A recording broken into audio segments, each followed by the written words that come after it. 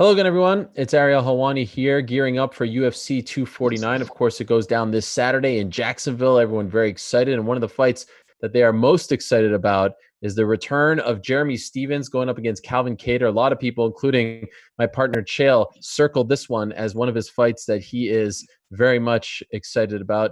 We're being joined right now by the man himself, Little Heathen, Jeremy Stephens, in Jacksonville already. Jeremy, how are you? Thanks for doing this. Yeah, no worries, man. Pleasure. And what a setting you have here. Where are you exactly right now? I'm in the backyard, Airbnb. Show you guys a little Oh, I like fire, it.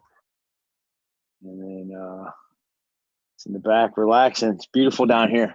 It's So gorgeous. I love it. you're not staying at the host hotel. No, I don't. I really don't like staying in the hotels these days. To be honest, I like to control my own environment, have my nutritionist, and kind of have like my at home vibe. It's just us out here. I like getting out and just getting away from all the madness. I would imagine your teammate Dominick Cruz is fighting on this card. You've been training with him for this fight. He's been training for his fight against Cejudo. Is he staying with you as well? No, he's actually flying in today. Uh, he's coming out here, so he's got his own Airbnb. He does his thing. He's got like a ton of guys with him, and we couldn't really find a house big enough to have everybody here. We'd have to rent out a mansion, and that's a little bit further away from Jacksonville than we like. So we're within range, and we got everything dialed in. You have been quiet leading up to this fight. And of course, the fight was originally scheduled for March 7th and then April 18th and now May 9th. But social media quiet. You haven't tweeted since December of last year. Haven't seen you do a lot of media. Any particular reason for that? I deleted my Twitter. I don't really. I don't know. I don't really get into it. I know it's kind of like a downfall. I need to connect with the fans a little bit more, but I really don't utilize Twitter. And during this time, I just stay quiet. I just want to work. And at this time, in this COVID, all I've been doing is just busting my ass, working hard, and taking care of my family. They're around a lot more. I don't want to be on social media. I want to be putting my influence and the things and goals that we are connected as a family and working on that. So things have been going great for us at the Stevens Casa.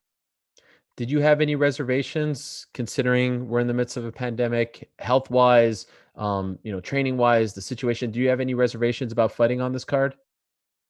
What do you mean, like reservations? Like, do I have like a problem with it or? Yeah, like, you were talking about, it's crazy time. There's obviously some concerns regarding health, being in close contact with with other people. Did you feel uncomfortable at all, or were you all in? You had no reservations whatsoever? Yeah, I don't want to be unempathetic, towards the people that are going through the fight against the virus and stuff like that. But to be honest, I really don't believe in it. I I know what the immune system about and how viruses are spread, and that's through food. And I know how to keep my immune system boosted. And I believe in natural foods and holistic care. And if you need to take a vaccine, a virus, then it was man made. And I haven't been around anything or anything like that. And I stay pretty healthy, and I enjoy taking care of my immune system and being healthy in these times. And that's what I've done for my kids. I've in these times I'm normally away from people anyway. This is really what I do. I train, and I'm with my family. I'm not out and about, and I enjoy the process. It's I don't have to make an excuse to not go visit people or see people. So I just stick my head to the grind. Obviously, you train at Alliance in Chula Vista, California. Was it tough to get training partners for this fight? No, I had the same training partners as always. Then it was even a little bit more of a pleasure when Dominic got added to the card, and we were just training normal as usual, man. It's nothing's really affected the way that I've trained, or did I train solo? Of course, like I train solo and do my own thing at times, but I've had great partners. Of course, Miles Jury, who's he's a taller, he's a bigger version of Kattar, who was a really good training partner. He's been my lifelong training partner. Cruz, I've had the same crew. We just been at it, and it's keeping it low key. OG. So this fight, as I said, was originally scheduled for March 7th, but I believe you suffered a minor injury that had to delay the fight. Could you tell us what happened? I wasn't healthy at the time. During my last fight, I had suffered like a little leg injury, a knee from a side kicks, and just it wasn't the right time to come back. It's been a while since I've kind of had to like pull off the reins and take a little setback, and I just we really liked that fight, and I believe Kattar and their crew did too. They knew what type of fight this was going to be, and we just asked that we just push it back, and UFC agreed that this is a great fight, and the fans would really love to see it, and here we go on down the road. And then when it was scheduled for the 18th, and then it gets pulled, and then now back on the 9th. As a fighter, you're sort of built to peak at a certain time, right? And so you're peaking for that date, and then you have to take your foot off the gas, and then go back at it a couple weeks later. Was that tricky at all for you? No, not at all. Like the best way I would put it is if someone came to rob your house right now, Ariel, what would you do? Would you stop and be like, "Oh, I need to train or I need to stretch out"? No, you just get in that mindset and defend what you need to do. So, man, I was born for this, bro. I mean, I'm coming up on my 34th birthday on the 26th. It'll be my 13 years in UFC. If Kattar walked in right now, I'd whoop his ass. So it's not like I don't need to peak. I'm ready at all times. And nothing's different. It's just another fight, another challenge for me to be successful, and some adversity for me to go through and come out on top like I always do. It's funny you mentioned your birthday coming up, turning 34, as you said, on the 26th. I believe you made your UFC debut on your 21st birthday. So, what a ride it has been for you. If you could give that kid 13 years ago any kind of advice about what was to come, what would you tell him? Invest your money, stay smart, pay your taxes. There's this time where I was just young and dumb and just didn't really know what I was doing. I didn't think that I'd be in the UFC for that long. But as I kind of grew up, I'm like the baby that UFC had a baby, and that was me. They see me really grow up inside the octagon, and the challenges and adversity that I went through. It's really kind of made me into who I am now. And I would tell a lot of things to that guy. But there's a lot of things that I wouldn't change, and that's like a savage mindset. It was just raw. I always had that. It was just raw talent. Guys like Rafael dos Anjos and a lot of these people, they were black belts, and I was just a hard nosed kid with heart and balls, and just never gave up. That was the attitude. And those raw materials, you can't. You're born with that, or you can kind of learn a few things down the road and through the process, but some raw things that I stay true to my authentic self that I always keep, and I know that, but there would be a lot of things that I would tell that young man for sure. Any regrets? Hell no. Can't live that way, right? Nah, nah, not at all. It's a learning process. It's no regrets. It's you fall off the bike and you go, hey, well, don't do that no more. You fall down again, don't do that, and eventually you learn. And as you get older, you look back, to the times of your childhood, and you kind of reflect on them things, and you come kind of wholesome to them things, and you face those things, and then you just really find that true happiness, deep within, and you move on, you grow, and the things that I think that I could have done wrong, I instill that into my kids. I talk to them like a 33, 34-year-old adult now. I mean, my kids know everything. I'm honest. I'm open with them. I have a deep connection with them more than that I had, with my parents and stuff, and things growing up that I've went through. I've instilled in them, and they're that much emotional and intelligent with those things, and like I said, the connection's way better. So by the time that I leave here, they're going to have everything that I've ever been through at this age already in them at the age. My daughter's going to turn 11 tomorrow, and my youngest is 8. So they already know a lot, and they're tremendously smart and beautiful, and just they have the world at their hands. I remember when we spoke last year, you were very open about some of the things you were going through with your career and back home. A year or so later, how are things now? Do you feel like you're in a better spot? And if so, what changed? Way different. It was just a shift in the mindset. A shift of facing those things, digging them up. It's like gold, right? We're shaking all this crap off, and then I see the gold, and like now what do I do? I just really looked at my life like I was a eagle above a chessboard, and could really see the problems, can like maneuver around how. What ways do I need to be to make the things happen? So what do I get? What do I want? I had to ask myself, what do I really want out of this? I wanted better connections with my wife, my kids, my other people. I was really sheltered off. I didn't really too many people, and now I feel a lot more open, loving. I come from a place of love and gratitude and just happiness, so that's big changes. And I still go through my things these days. Everybody has their breakdowns, but I have a lot of tools now that I use, and it breaks me through. So I feel leaps and bounds compared to where I was back in the day. So it's a tremendous thing to have. I saw yesterday, courtesy of your friend and training partner Miles Jury, you guys went through the whole process of getting the COVID test and the antibody test. Could I ask? I'm fascinated by this. The swab up the nose. What did that feel like? It's weird, little eerie feeling. It just they go in there real deep, deep, and it's like tickling your brain, and then they swab it, and you're like, ah. And then when it gets done, you feel like you got punched in the nose, and that like it feels like there's like a blood drip, but nothing ever came out. It was a cool, unique experience. Did you get the results back yet? Yep, I'm COVID negative, so we're ready to rock and roll and That's all. put Is on that a short for the. relief, or did you have any concerns? Was that, when you got the call, were you like, Nah, no? nah, I knew I was clean, and like I said, man, I have my own perspective on it, and I'm just glad that we got the test, and I actually got the results that were negative. That would definitely suck. I mean, you think about that. That puts not only UFC in jeopardy and people's lives, but that would put a lot of sports in jeopardy if this thing was to pop up, someone showed up positive.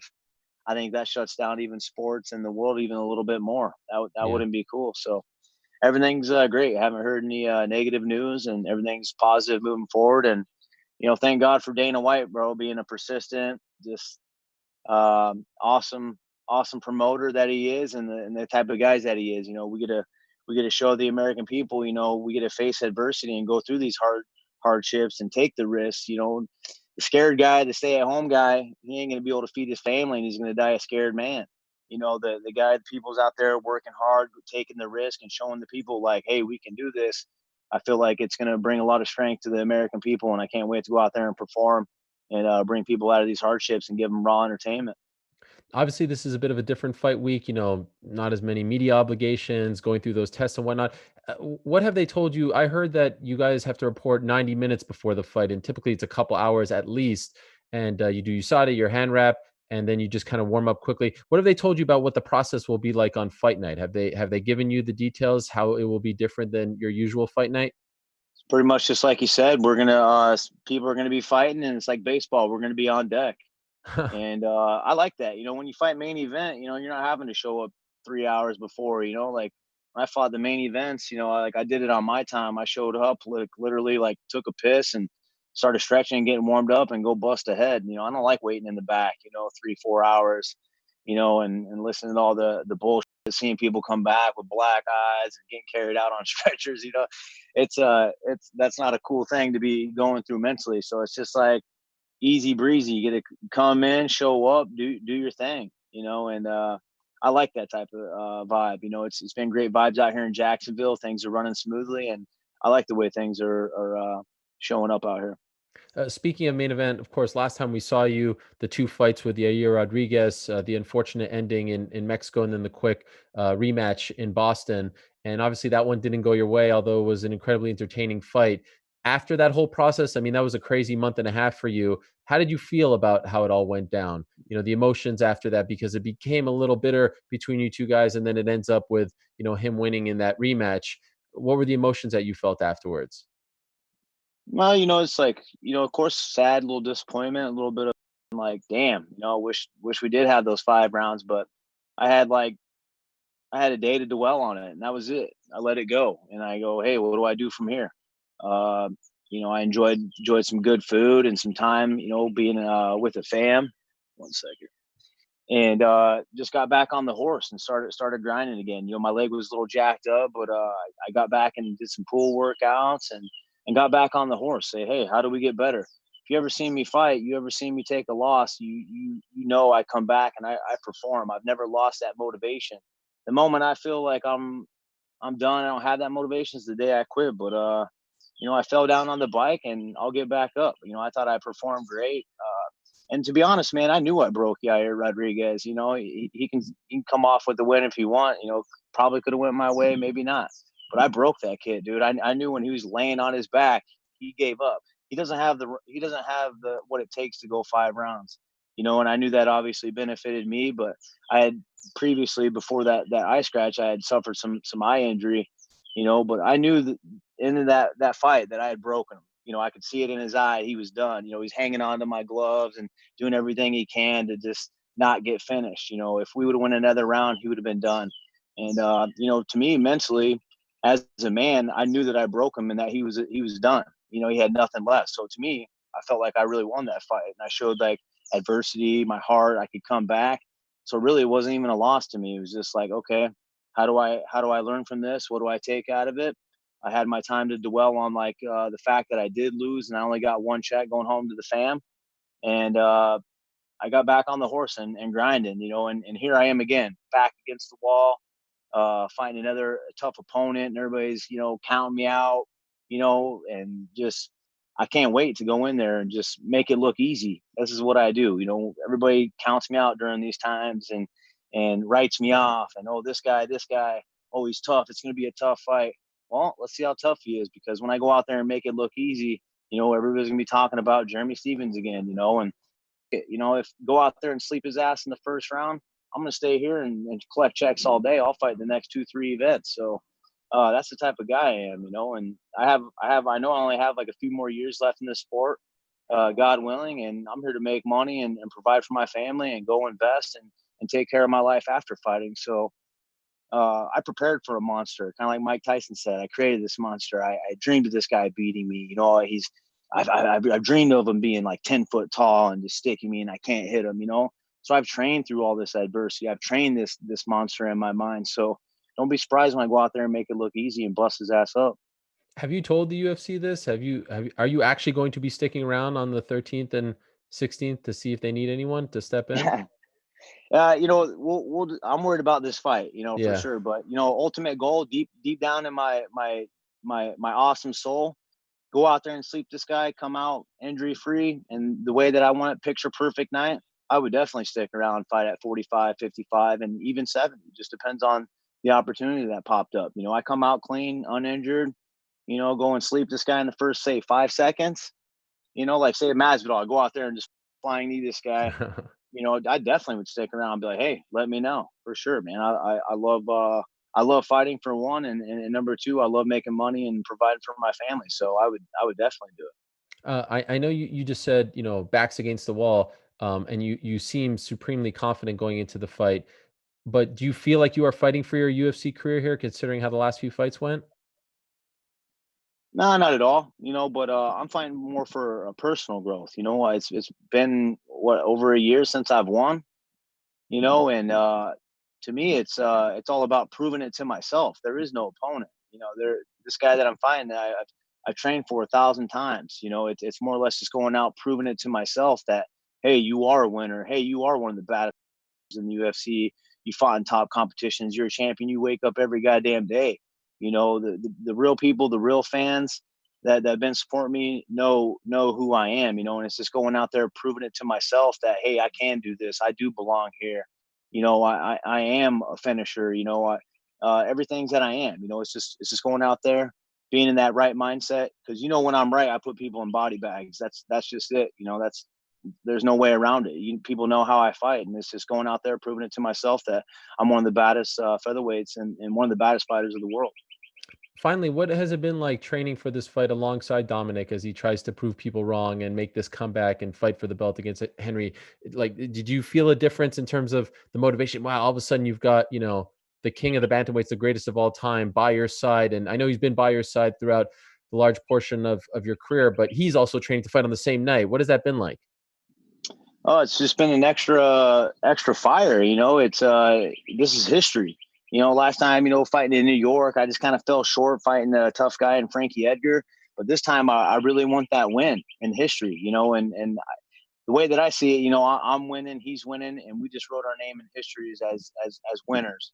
You know, and it's been awesome having him around. You know, fact is, a lot of people don't know Dominic's been training for quite some months now. He's been what they call like the doctor told him he could train, so he's been Mm. training, you know. And then like the fact that he just got a chance to peak, you know, he hasn't really had like this long training camp, but he's been in the gym enough, and now that he's peaked, you know, he doesn't have a long training camp to get injured. He looks great. He's throwing his kicks. I've been seeing him move, and it's like it's awesome to have him around. Plus, like when we're getting in shape, you know, when I'm the only guy and it's like going down in this COVID, you know, I look around, no one else is suffering. I'm doing these sprints.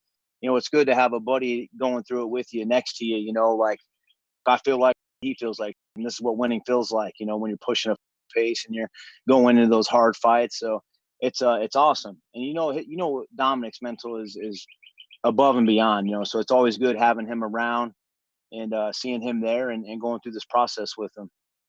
Jeremy, I always appreciate your time. Thank you so much. Best of luck to you on Saturday. Really looking forward to this fight. It's Jeremy Stephens against Calvin Kattar, UFC 249 in Jacksonville on ESPN Plus pay-per-view.